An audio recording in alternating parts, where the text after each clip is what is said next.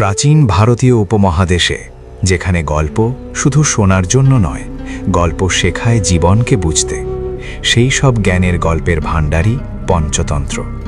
আজকের গল্প বুদ্ধি দিয়ে বিপদ জয় করার গল্প। একটি গভীর বন, সূর্যের আলো পাতার ফাঁক গলে নেমে আসছে। একটি উঁচু গাছের ডালে শান্তিতে বাস করত এক কাক দম্পতি।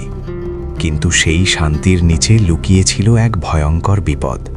গাছের গোড়ায় মাটির গভীরে একটি বিষধর সাপ নিজের গর্তে থাকত। কাকেরা যখনই ডিম পাড়ত, সাপ নিঃশব্দে এসে তা খেয়ে ফেলত।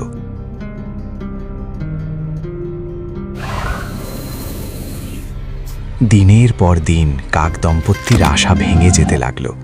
তারা বুঝল এই শত্রুকে শক্তিতে হারানো যাবে না। কাকটি ভাবল, যদি বাহু না পারে তবে কি বুদ্ধি পারবে না? কাকটি তার এক বুদ্ধিমান বন্ধুর কাছে গেল।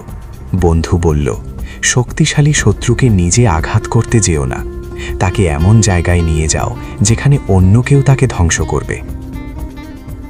পরদিন ভোরে কাকটি উড়ে গেল রাজবাড়ির দিকে। সেখানে রাখা ছিল একটি ঝলমলে সোনার হার।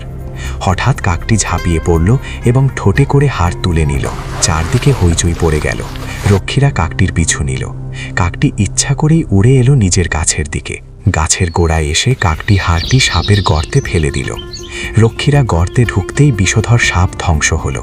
বন আবার শান্ত হল। কাক দম্পতি নিশ্চিন্তে গাছে বাসা বাঁধল। এবার আর কোনো ভয় রইল না। পঞ্চতন্ত্র শেখায়, বাহুবল সবসময় যথেষ্ট নয়। যেখানে শক্তি থেমে যায়, সেখানেই বুদ্ধি পথ দেখায়। জীবনের আসল শক্তি বুদ্ধিবল।